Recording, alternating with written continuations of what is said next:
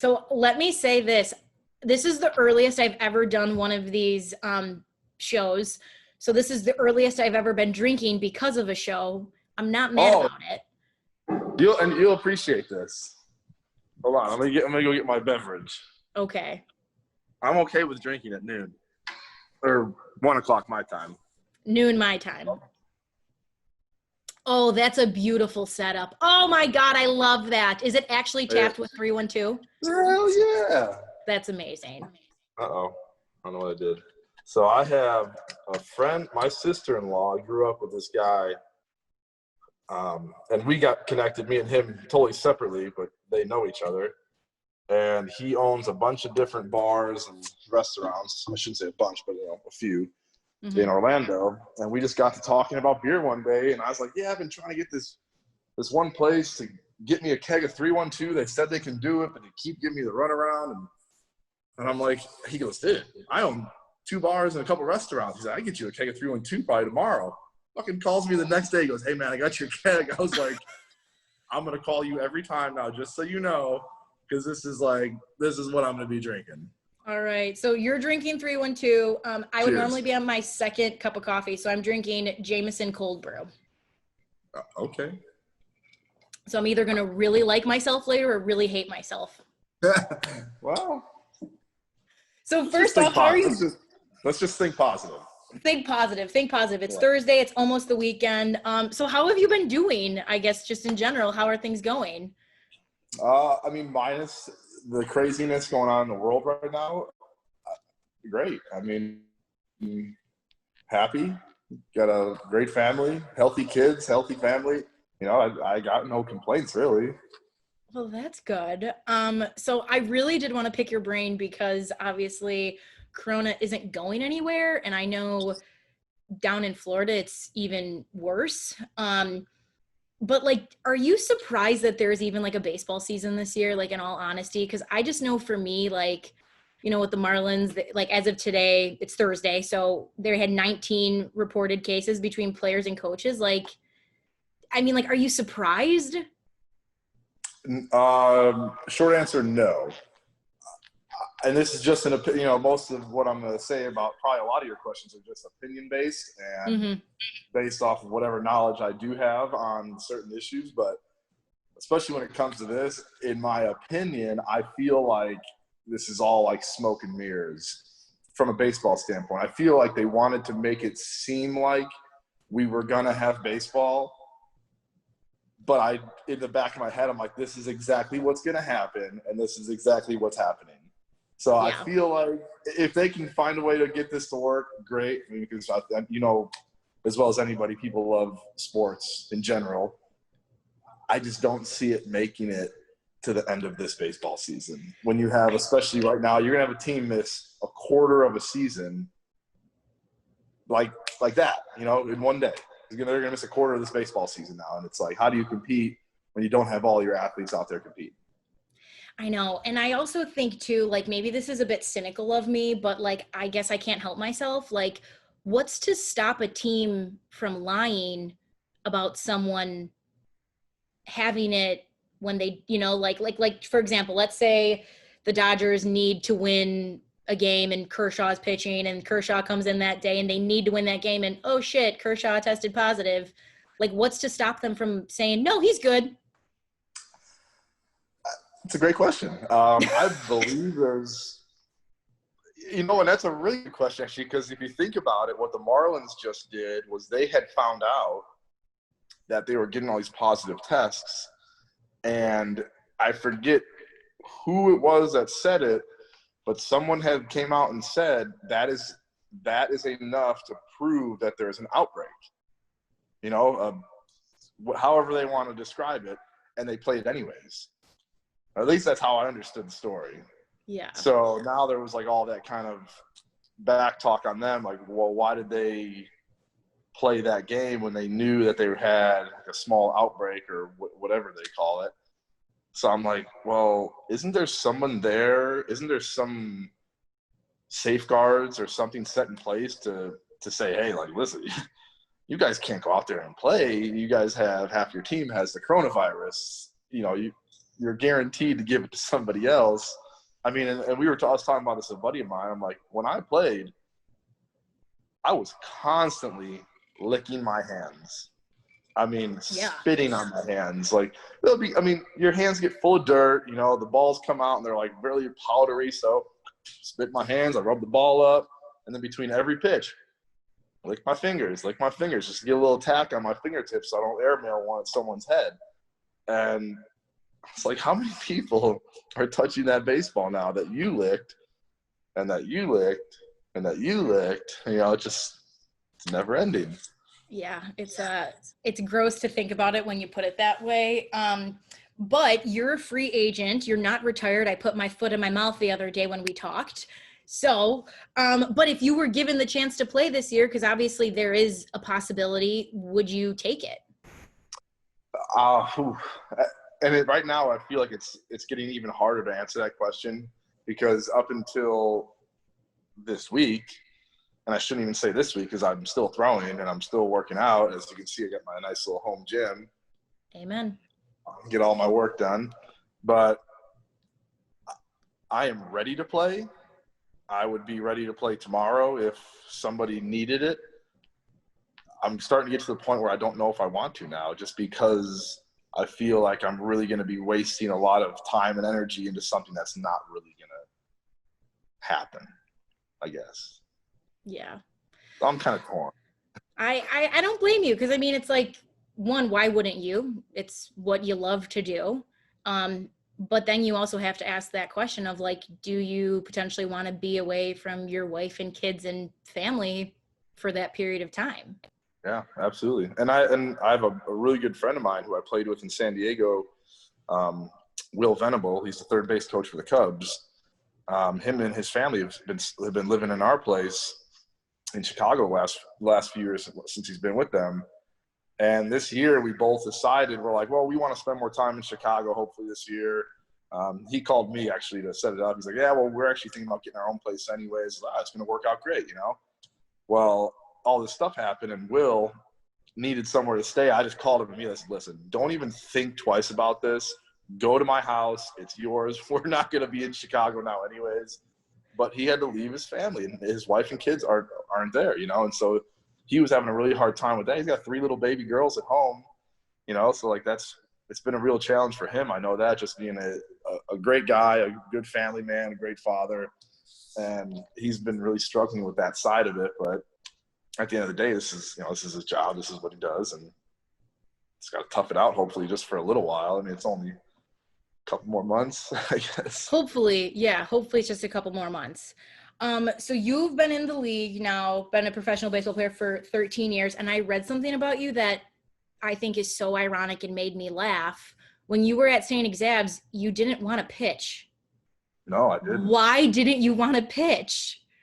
Well, honestly, and this is going to sound wrong, but I still don't love pitching. I do it because I'm at it and I love playing baseball and it keeps me in the game. But I think at some point when I'm becoming just a pitcher, I stopped becoming a baseball player and I became a pitcher, which is like 2 separate things. Mm-hmm. I play in the game and I pitch in the game, but I don't get to hit. I don't get to run around. I don't get to get my uniform dirty on occasion, but those are accidents. And I miss playing the game of baseball. I miss diving and catching and throwing people out, and just the game of baseball. I miss doing that. So got recruited to St. Xavier. I came in as a third baseman and a pitcher, and I was like, listen, I have 0 interest in pitching. I just want to play third. Well, we had Tommy Siska playing third, and he was he was great over there. He was a great third baseman, good batter, and we needed an outfielder, and so they threw me into right field, and I ended up playing right field all 4 years. So. Can you imagine how different your life would be, though, if you didn't listen to your coach telling you need a pitch? Yeah, I mean, I probably would have went to law school and been a lawyer doing something. I don't even know anymore, but, I mean, that was my original plan anyways, and things worked out for the better, I think. I think so, too. So 2017 was we'll call it a memorable year for you. And it probably didn't start off the way you had hoped. You you lost your dad to a 2-year battle with brain cancer. When you finally got to go and play again, did the game change for you at all? Because of that? Just not having him there. Yeah, I mean, it was really weird, actually. I had a lot of I don't know how I would describe it. Maybe I grieve differently than others, or maybe just the thought of him not being there was I don't even know how to describe it. But I mean, I honestly couldn't really tell you many details about 2017 except for the World Series. Like that I think I'll never forget. But like that rest of that season, I couldn't tell you what happened on game 1 or what happened on game 162. Like I just don't remember. And there was a lot of that year where I honestly felt like I was just always out of it. I was always tired. So I don't know what that was, stress, grieving, whatever it may be. It was just a strange year for me, and I really just don't remember it. But, not having my dad there, it just sucked. I mean, he was like the biggest baseball fan ever. He was, seeing his face going to baseball games or being down in the tunnel and all these guys are coming out, walking by. He was like a 60-year-old kid again, just I shouldn't say 60 because he passed away when he was 60, but he's in his 50s the whole time. And I mean, he just loved the game of baseball, and he just loved meeting all these people and shaking their hands, and everyone shake his hand, like, holy cow, is your hand made of steel? He grabbed someone's hand, like, oh crap, you got a strong grip there, guy. But he just loved it. I mean, he loved sports. He was an athlete. He played softball, obviously, with your dad and with my cousin Ronnie, and I mean, for years and years and years. So I mean, he just loved sports, and he just loved being around the guys and being around the game. And in 17, it sucked because I played for Team USA again, which was his favorite. That was, I mean, by far his favorite thing was being on Team USA. And we win the gold medal in Dodger Stadium in 2017, and then we win a World Series in Dodger Stadium in 2017. And I'm like, how was this guy not here to see this? Like, how the hell, after all of this, he comes and misses these 2 biggest things, It was fucking sucked. Yeah. Did you feel, I'm a big believer in, like, my family calls them dimes. So any way in which, someone comes to you and says hi, the way I get them is through dimes. I never met my grandmother, but I swear I have this, like, I can just feel her when she's around. And whenever I'm bartending at my family's bar and I'm like pissed off or like want to yell at a customer, I find a dime. And I feel like it's her way of saying, like, you need to calm down. And I'm like, okay, I'll relax. So I'm curious. So searching for a dime, or you just find No, they just come. I swear to God. And we're cash only. We don't give people change. Like, that's just weird. So I remember the one time someone said something ignorant to me, and I'm cleaning a dish in the sink, and I'm MFing the sink and just trying to get all my anger out so I don't yell at a customer. And I go over to clean it, and there's a dime at the bottom of the sink. And I was like, okay, yeah. I'll calm down. I hear you. But they come in the weirdest ways, I swear. And it's, sometimes she's saying hi, or sometimes it's, I'll be asking a question in my head and then it appears. So I can't explain it, but they come, and I swear it's just her way of, like, letting me know she's with me all the time. Cool. Has there ever been anything like that with you? I can't say that I have. I mean, that's really cool. And if you start finding coins like that, that's pretty sweet, but I haven't experienced anything like that. I do believe in it. I'm with you on it, but I haven't really experienced anything like it. Maybe you just need to, like, open your eyes to it. Maybe. Yeah. Maybe. I mean, I've tried. I mean, I've been trying to open my eyes to a lot of things, and that one, heck, maybe one day you'll be the first to know. I'll let you know. Let me know, definitely. So I can't believe I didn't put the 2 and 2 together. You won at Dodger Stadium for both of them. you know, I can't, my dream was always to like play volleyball for Team USA, but when you're 5'7" and can't jump, like it just doesn't work out, you know, unfortunately. Yeah. So can you just explain like that feeling of being able to like represent your country on your chest? Yeah, and two totally different feelings too, from playing in that and playing in a World Series. Like playing in the WBC was, I mean, first of all, being able to represent an entire country of people opposed to a small city of people, you know, in the sea of thousands of cities across the country, is a pretty amazing thing to know that everybody's pulling for you and not just one small group of people. Like everybody in the entire country is watching these games. Maybe I don't know how many people watched. I don't know what the numbers were, but I know that the turnout was a lot better than the previous one in 2012. And like I said, my dad was a huge fan of Team USA. Like I think that was one thing he was like the most proud of, was that aspect of it, just being able to represent someone's country like that. But the team itself was like playing on a college all-star team where everybody knew each other, and it was like a bunch of the boys just going out and playing baseball, having fun, and then walking away with a gold medal at the end of it. You know, that was pretty amazing. Talk about the eagle that you got from your father-in-law. Yeah. So he was in transition. My father-in-law was kind of in transition. He was living down towards Tampa, then he was living up in Georgia for his job. Like he was kind of bouncing everywhere for his job at the time. And he was in between coming back to Central Florida. And so I was like, hey, just bring your stuff here. I got plenty of room in the house. Put it all in the garage. You take the guest room and just stay here as long as you need to until you figure out which direction you're heading, you know? And so he moves all his stuff in here, and he has got an obsession with eagles. And I come home one day and open my garage, and I have 30 eagle figurines all over the place. And I'm like, what the hell is going on, you know? And so we're down in Miami, and we're getting ready to play a game, and it might have been practice or something, who knows.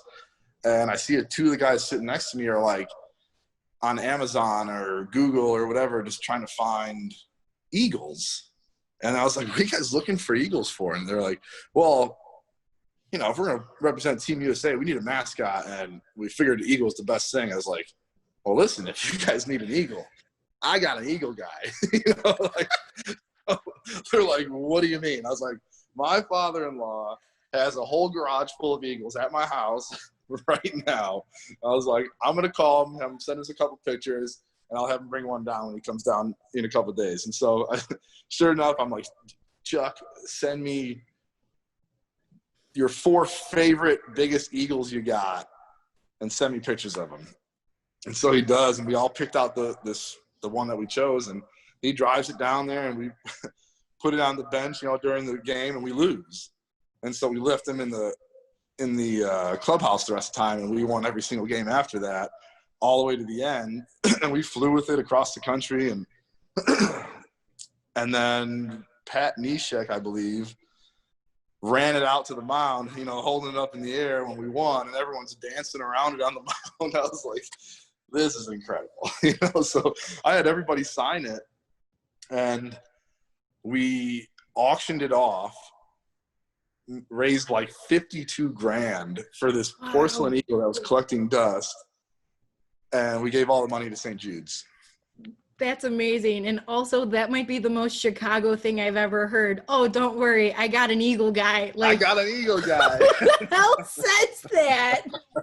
It's like, you know, you got a meat guy, you got like, there's all these things, but like, I got an eagle guy. Like, I got a guy. Everybody's got a guy, you know? Everyone's got a guy, I swear. And it's just like, when you can put it with the most ridiculous thing possible, like, I can only imagine the looks that you got from your teammates. Oh, yeah. Oh, yeah. They loved God. it, though. I mean, I brought that thing in. They were all about it. Oh, my God. He got a wing clip. One of his wings got clipped off, but he made it through. It adds to the legacy of, you know, the badass eagle. Yeah.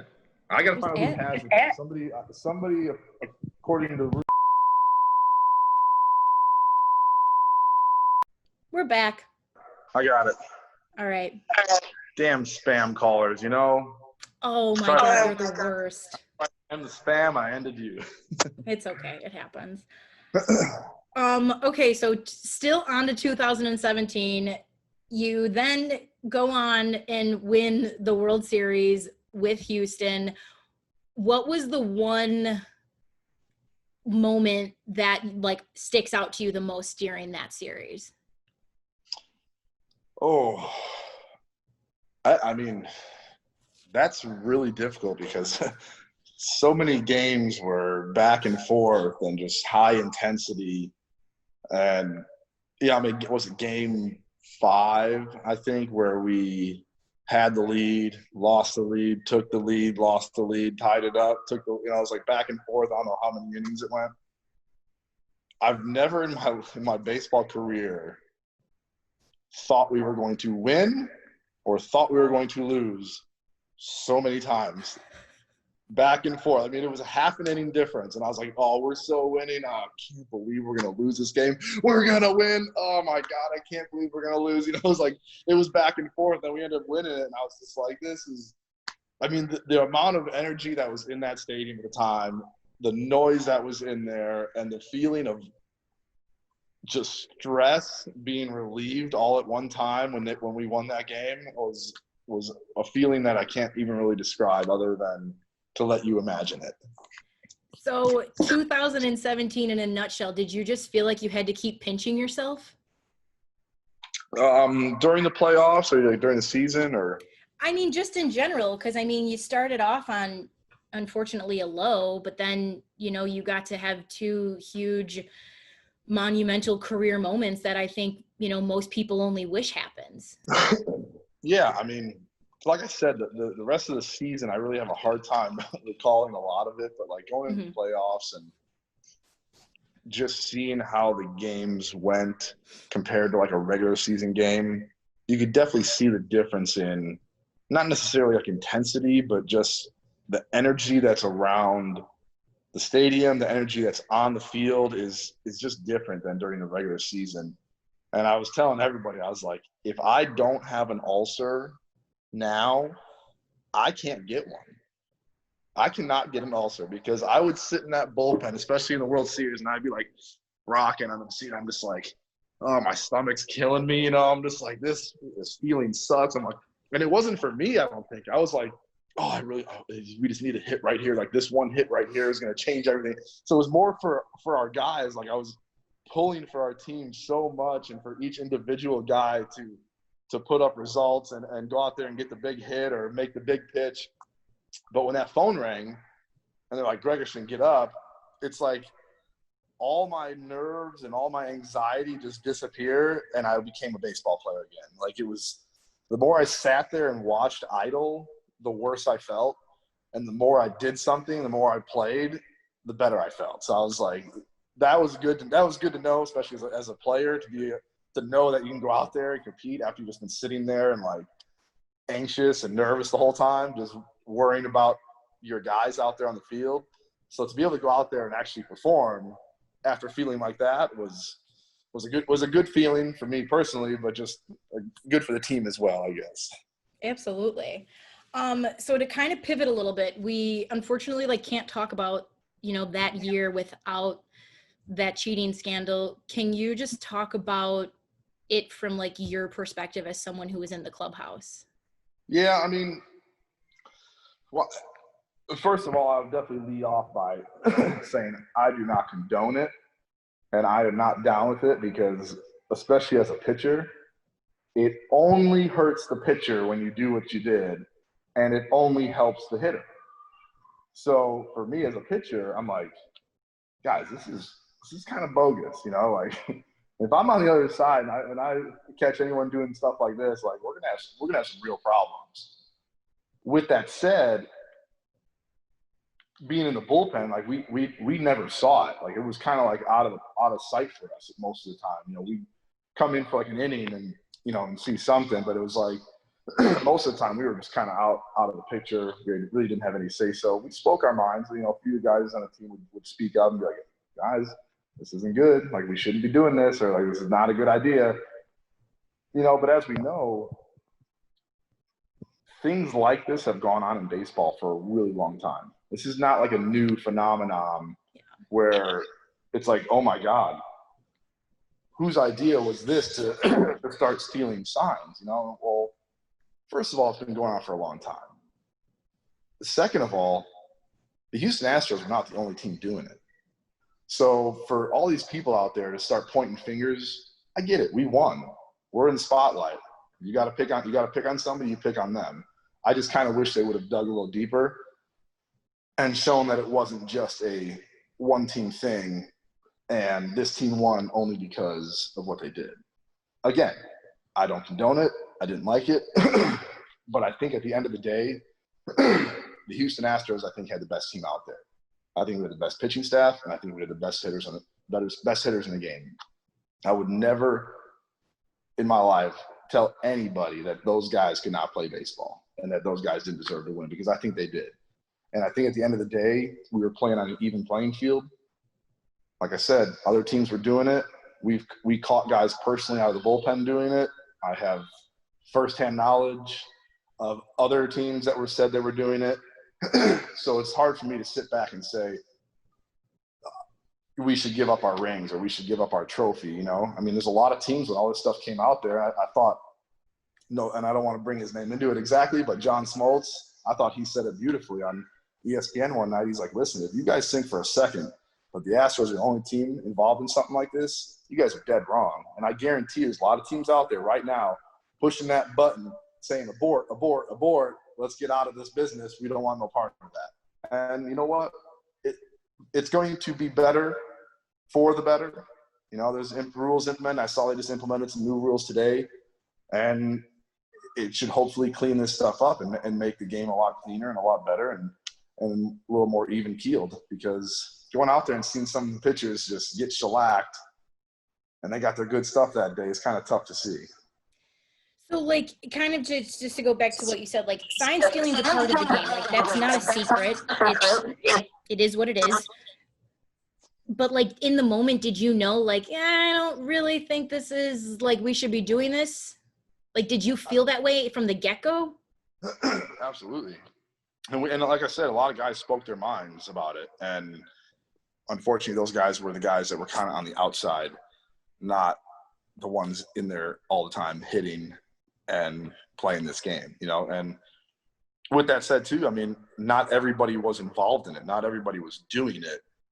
Having the knowledge of it makes you involved, and I get that part. But, I mean, there was guys that definitely did not take advantage of that part of it, you know. Like, and Correa, I thought Correa had a really good interview one day during spring training where he was talking about other guys calling the team out because of what they did when we know that they were doing it as well. I was like, first of all, that's bogus. You guys know you were doing it as well. Stop talking about it. And guys like Altuve never used it. That guy is a pure hitter. That guy likes to go out there and react to a pitch. He does not like to know what's happening. He wants to go out there and see what's happening and make a reaction to that, and he never used it. And again, that's just from what I understand. I was not in there all the time to really witness it, so it's hard for me to say for sure. But it sucks because this is always going to be tainted, you know. You put an asterisk on it, whatever you want to say. But at the end of the day, I think the best team still won the game. How do you think the MLB, because technology is not going away, it's only going to get more advanced, which means the possibility of we'll call it advanced sign stealing is going to be a part of the game. How do you think the MLB can, like, implement things where it's still a fair game? Yeah, and I think they started. I just read it this morning. They implemented a system where, for now at least, and I don't have all the details exact, but I know that they're going to be limiting time that any player can be spending inside of a video room. And if it's a replay room or any room that has access to seeing the catcher to where you can witness signs, players will have no access to that. So I know that's one part that they've implemented currently or are implementing. So I think that's one way. I mean, the amount you can limit what guys can see besides what's on the field, I think is the best way to tackle that. And I think right now they're doing a pretty good job of trying to find a way to make that work. I hope they do. And, I guess we'll just have to see kind of what happens next, unfortunately. Yeah, no, absolutely. So played in the league for 13 years. You've got to live out your dreams. What else do you feel you still need to prove? As a player, I mean, As a player, yeah. oh, I don't know if my proven days are behind me or not, but I would say the only thing that I'm a little upset about is how I finished out my career. If this is the end of it, if it is the end, I'm okay. Like I'm happy. Like I said, I got a great family. Everyone's healthy. I have a lot of other things that I enjoy to do besides play baseball, so I don't feel like I'm going to have an issue moving on from that. But I had a really good career where I was healthy for pretty darn the most of it.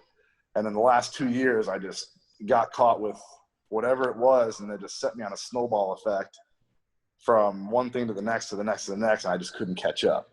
And I'm just upset that it kind of ended like that, if that's the way it's going to end.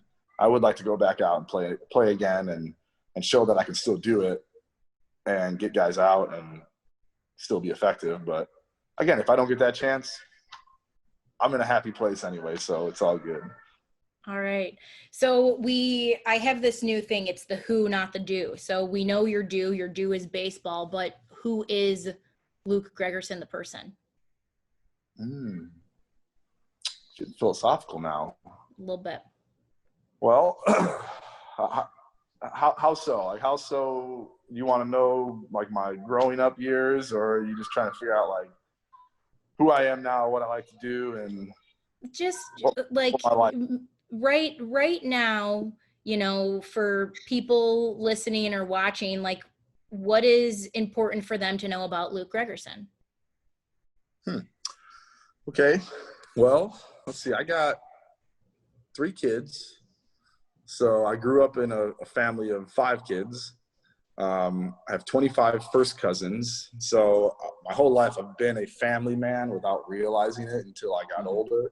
So, I mean, what I have here with my kids and my wife, I got my brother across the street who also has three kids. So we have quite the house full at times.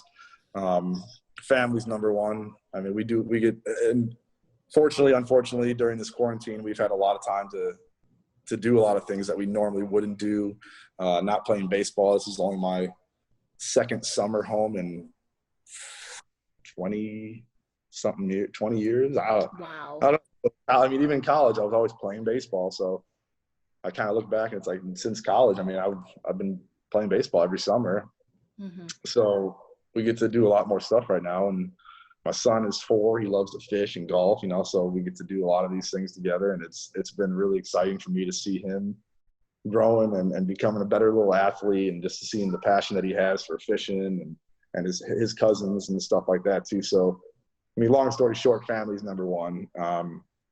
Outside of that, I mean, I'm still an athlete. I'm still a competitor. So I have a hard time not doing things competitively. So I still try to golf all the time and like get out there and compete against guys and try to perfect and get better at those things. I love working with my hands. So I grew up in a family, not just my dad, but in a family of people who worked with their hands. My one uncle's a master plumber. I have an uncle who's a master carpenter. My dad was kind of like that jack of all trades. We could do everything from plumbing, electric, to remodeling, to structural, drywall, whatever it may be. So I still love to work with my hands. And in my downtime, I do a lot of that. So I have like a little wood shop in my garage. And I know I'm not supposed to be using power tools, but I have this whole time. So it doesn't matter now that people know that. My agent would always call me and say, "Hey, you got all your fingers on your hands?" I said, "Yeah, still got them." Everything's fine. Everything's fine. So, I mean, I love building things. I love working my hands and spending time with my family. And then right now, that's pretty much my everyday. Well, you did go into the family business. I mean, you're a pitcher. You're using your hands. Well, it's true. This is true. Yeah. This is true. Okay, let's go ahead and take a quick cheers. We're going to do, I called it rapid fire, but it's more like random, ridiculous questions, just to kind of end on a fun note. All right. Okay. What is something people would be surprised to know about you? I thought I just gave you that one. You did. You kind of did. We'll say that's it then. Okay, I know you're a bourbon and scotch guy. What's your go-to bourbon or scotch? Ooh, if I'm just grabbing one off the shelf, I've been loving this High West double rye from. So good from Utah. Utah, there you go. Yeah. So good. I've been loving that one. And I'm moderately priced, so it's not something that you're trying to like save for too long. But it's a great to put like 1 or 2 cubes in and just sip on that for a while. But I got a nice little selection. If you want to see it, I'll show it to you. Let's go. Let's see it. All right, let's go see it. Let's see it. Yeah, I mean, it's still growing, but let's see, is this turn? Does it? I don't know. Oh, yeah. Okay, so we got Black Label, Knob Creek. Yeah, keep it away from everyone. Duke. There you go. Oh my God, did you get that after your dad? I found it few months back down in Jupiter, Florida, and I was like, I gotta get that. You gotta get that. It's really tasty, actually, too. Nice. Found this at my wife's grandma's house. She said I could have it. It's from like the 40s. Oh my God, that's fantastic. That's Yellowstone. Pretty good. Haven't tried this one yet. Got it from a friend. This one here was a gift. Oh, that's so nice. But yeah, gotta have the Crown Royal. We're a Crown Royal family. Love Woodford. The agency. Jack Rye Manifest. High West is really good, and it doesn't break the bank, which is like super nice about that too. What in God's name is that? That's Willet. Willet? That's a bourbon, yeah. I think it's a bourbon whiskey. That looks like a potion bottle that you would find at Hogwarts. That's what I thought it was, because the bottle was really cool looking, but it's also pretty tasty. Nice. Very nice. Okay, what is the... Oh, go ahead. Go ahead. No, you go ahead. Go ahead. Irrelevant. It's irrelevant. Okay. What is the kindest thing a stranger has done for you? Oh, man. Just a random stranger. Wow, I don't know. I've gotten the privilege of meeting a lot of people along the way in baseball. And I don't know if I would call this the kind of thing a stranger's done, but I've made some really good relationships with just random people I've met, like fan-wise or outside of the stadiums and stuff like that. But I don't know. I mean, besides something like that, I mean, they were random strangers at once, and we've all become pretty good friends, and we all keep in touch. But as far as a random thing, it's a tough one. I'd have to think about that. We'll come back to that. We'll come back to that. Okay. If you could be a professional at any other sport, what would it be? Golf, 100%. All right. What is vastly I'm not good, but I try to be. I hear your son is really, really good and likes to call out Ronnie at how bad he is, which I think is fantastic. Oh, he is by far a better golfer than Ron. Well, no offense, Ron, if you're listening. Well, I'll say this. He's definitely better than me because I can't even make contact from the putt to the ball. So I just take the ball and I just throw it because I just get pissed off. Oh, that's not golf then. No, it's not. It's just me being angry.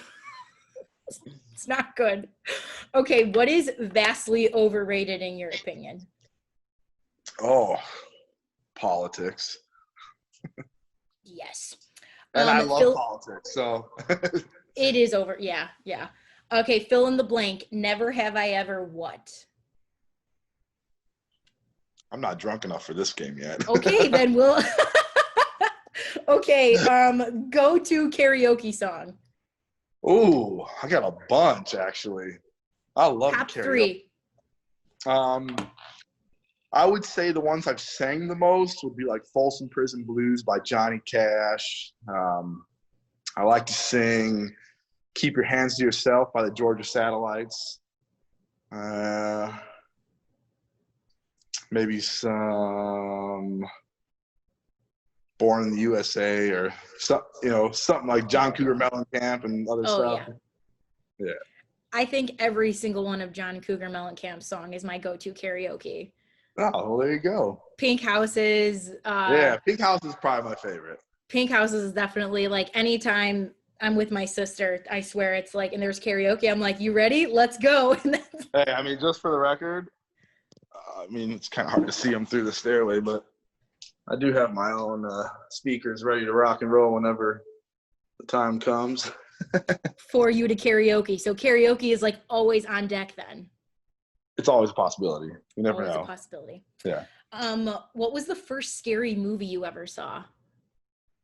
Oh, that I can't answer that. I watched so many scary movies that I really don't even know. Oh God. I mean, if I had to guess, it was probably like one of the Jason movies, Friday the 13th or something like that. If I had to guess, it was probably one of those. But I really like horror films, and nobody else likes to watch them with me, so I end up watching them by myself, and I just, I'm too much of a chicken shit, so God bless. What is the best piece of advice someone's giving you? You know what? I don't know if a little late for me, but I've been loving this quote by Dabo Swinney, the head coach at Clemson. And he said, he came and spoke to us one time in 2018 or 19, maybe it was early 19. Either way, he had said, I will do what I can while I can, so that when I cannot, I will not wish that I could have when I should have. And I was like, dude, that was awesome. I was like, and I've been using it. I've been quoting him ever since he told me. It's only been a couple years, but I'm like, that's genius. I was like, that sums up everything about what somebody should be doing in the moment to me, that I just want to pass that on to everybody else. And I've been using it. I mean, actually, I just signed some fan mail a couple days ago, and this kid asked me like this group of questions, and so I started filling them all out, and I put that on the back of the envelope. I wrote it so I folded it up, I licked it, closed it up, and I wrote that on the back of the envelope, and I just sent it back to him. I was like, because I just think that's such an amazing quote for someone to sit there and be like, well, why should I do this right now? Why not? Maybe you won't have this chance again to do this later on. Why not take advantage of it when you can? That is so true. Okay, who should my next guest be? I mean, I don't know. Who do you know? Who don't you know? Who do you want to talk to? I want to talk to anyone who, honestly, the whole point of this show is to help people realize that we just have more in common with each other than we have different. So I just want to tell really. You haven't told me. Maybe I should start asking you questions, because I don't really know that much about you. Fire away. Well, I mean, I don't have any prepared. You had all this time to write these things down and prepare. Well, for me, I'll say this. What were you doing before this whole pandemic nonsense? I was bartending. I was bartending at my family's bar. I was bartending downtown in Chicago, and loved it. Loved being in the restaurant industry and just being around it. It's a lot of fun. To me, it's kind of like this. It's talking. And I knew I didn't want it to be my forever, but I knew I was like, this is a great gig. I get to be around food. I get to eat some of the best food prepared by some of the best chefs in the world, and I get to taste some of the best wine and bourbon, just because, but then I knew I wanted to do this. I love doing this. And then I had a feeling that this pandemic was going to be bad. Couldn't explain it. It was a really bad gut feeling. And I was like, oh, I'm screwed. And I gave myself a day to feel sorry for myself. I said, cry, scream, do what you got to do. And the girls I was living with at the time, one still had a job, the other one was a nurse. And I was like, I cannot be that person who watches Netflix until 5 a.m. because I will. So I was like, I have to find a reason to wake up every day. Like, I just have to. So what's that reason? And then I was like, well, we're all going to be drinking. So like, let's just do it together. Like, let me virtually be your bartender, which is kind of what happened. Nice. So what's your ultimate goal then with this show? Are you looking more for the sports world? Are you just kind of looking for everyday people to relate with and A little bit of both. A little bit of both. Like, I don't want to just limit to just sports. I love sports. I could talk sports all day, and believe me, I wouldn't leave my couch if I didn't have to, because now sports is on, so I can just be like totally content. But I think, it's the possibility of just talking to anyone who has a really great story to tell. How do you feel about your Southsiders right now? Oh, God. Because I know that you are a White Sox fan. I am a diehard White Sox fan. I describe the White Sox as getting back into a really bad relationship. Like, there was that like moment. The Bears. Yeah, actually, it's better to describe the Bears that way, because it's like, there's greatness within them, and they're that guy that comes along to you and he's like, I've changed. I'm not the same person I was. Look at me. Got a new facade. And then they take the mask off and you're like, you're still the same. You haven't changed. Yeah. But no, I have faith. I have faith in this team. Good. I do too. And as a baseball player, I've had a hard time. I really can't say too much. Or I should say too much about it before, because I had, I'm all about loyalty. And when I'm part of a team, that's where my loyalty lies. And there's no question, there's nothing you can do to change that. So since I've been playing baseball, the Cubs and Sox could lose every single game for the rest of their lives, and I wouldn't have cared. Not rest of their lives, because obviously I wouldn't be playing that long. But as long as I'm playing and I'm not on their team, they could lose them all and I wouldn't give a crap, So now that I'm not playing, and if I don't continue to play, I got to start getting back into the swing of things and start getting my kids some new clothes. It's you probably should. I'm just excited to see what comes from it. It's weird being so close to the stadium and not being able to go in. I think it's a weird feeling. And the park over by the stadium started a softball night on Mondays and Wednesdays. So it's been nice to just see like sports in person, even though like it's not the best. I'm like, it's better than nothing. But even like, I'll, put the game on my phone and watch it. And then it's just weird. I'm like, it's right there. And I just can't go in. Like, it sucks. I just want a corned beef sandwich from the stadium. That's all I want. I just want their fat corned beef sandwich. That's it. Well, maybe I can make a couple phone calls and have one sent to you. Oh my God, please. I would die with their jalapeno coleslaw and the chipotle mayo and the chips. They're probably not even making that stuff right now. Probably not. But I promise you, if you get to go to a Sox game as a fan, right field, it was by the Xfinity Lounge. This is how much I'm obsessed with food. It is on marble rye bread. It's about this big. It's as big as my head. It's a jalapeno coleslaw with a chipotle mayo, and you're never going to want another sandwich ever again in your entire life. Sounds delicious. It's fantastic. So wait, you didn't answer my question. Who should my next guest be? I'm sorry. We got sidetracked. We got sidetracked. It's fine. What was the question? Who should my next guest be? I'm trying to think. They don't have to be local, because obviously we can do this from anywhere. Mm-hmm. Give me some thoughts. Give me some thoughts of what you're thinking about lately. Like, are you thinking politics? Are you thinking about money? Are you thinking about like what? Like, give me something that maybe would trigger something to say, this would be a good person to talk to. I mean, honestly, now that sports is back, that's all I want to talk about. All right. That's it. Let me see if I can. I mean, I don't know if he'll do it, but how would you like to talk to like a Dallas Keuchel? Yeah. Would that work? Yeah, that would be awesome. I mean, it'd probably be better for your fan base, being Chicago and all. I'm just a native. I'm just a That Chicago native. no, that would be awesome. That would be absolutely fantastic. I mean, you can see I still have. I'm trying to represent a little bit. I got some really old. Where are they at? Some really old banners up there. Oh my God, yeah. I got from my childhood. Oh, that's fantastic. Yeah, I've had this thing since I was. Hell, I don't even know how old I was. Too young, we'll just say. Too young. Yeah, I was a Too kid. young. Single digits, probably. You know, and Jordan just had to travel with you everywhere, apparently.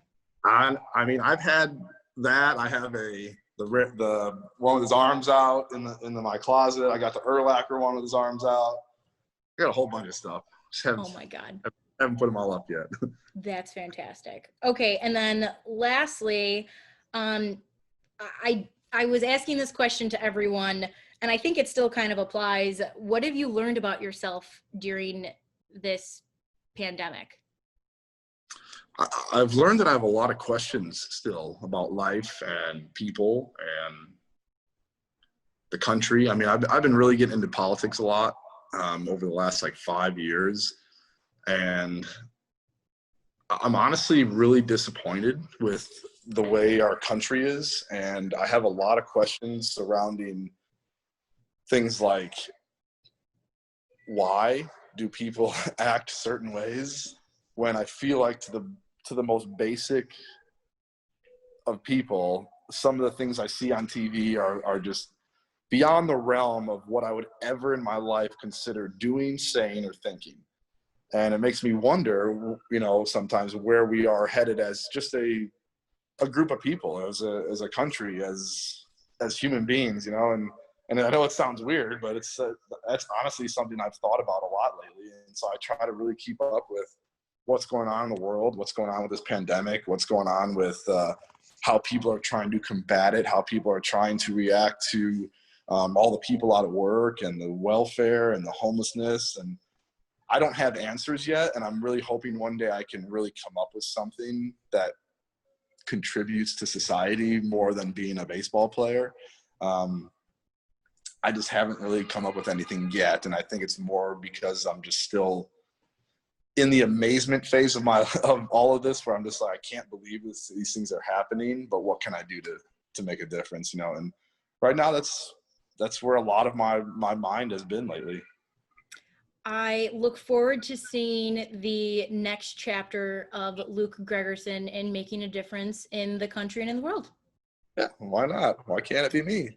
All right. So if you will raise your glass, we always end on a toast because we're drinking. Sure. And it just makes sense. May the best of the past be the worst of your future. Hot damn. Mm-hmm. Man, that's a good beer. It's so good.